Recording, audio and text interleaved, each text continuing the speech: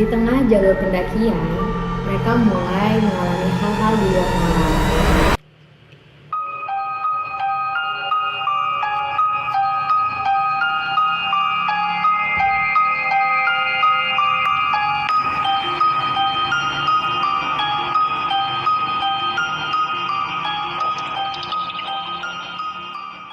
Halo The Mystic, balik lagi bersama aku di Layar Hitam. Hari ini aku akan review film Sekawan Limo. Video ini mengisahkan pengalaman menyeramkan saat pendakian ke Gunung Madiopuro.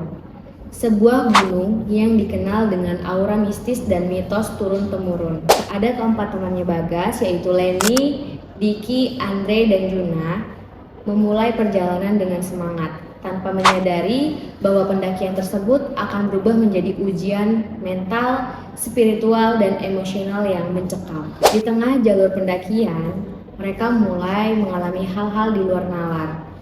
Contohnya, bisikan misterius, penampakan makhluk gaib, hingga rasa tersesat dan berputar di tempat yang sama. Bakso.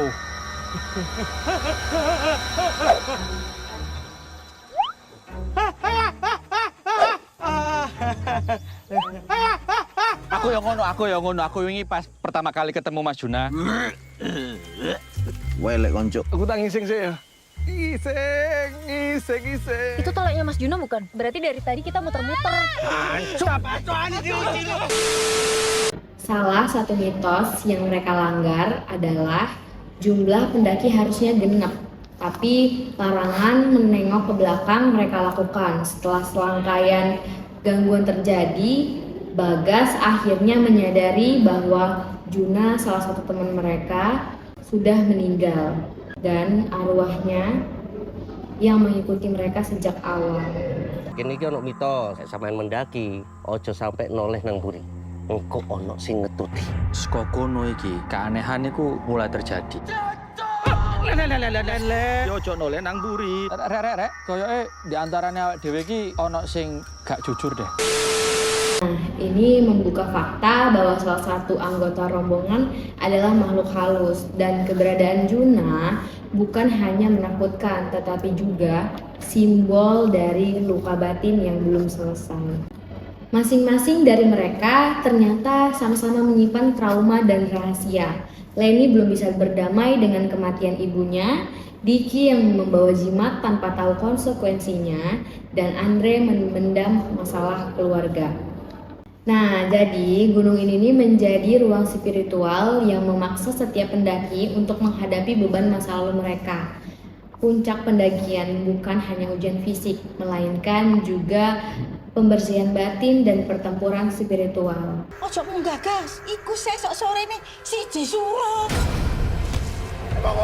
Kenapa melok ya aku terus?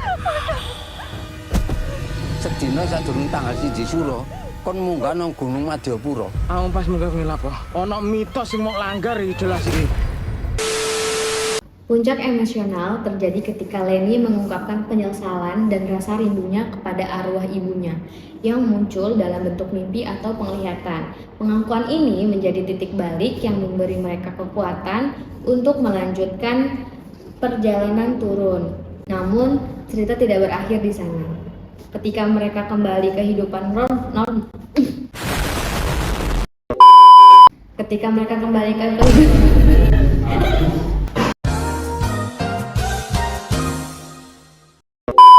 Ketika mereka kembali ke kehidupan normal dan mulai berbicara soal pengalaman, itu dalam sebuah podcast, bayangan Juna kembali muncul, memberi kesan bahwa dunia spiritual belum benar-benar melepaskan mereka.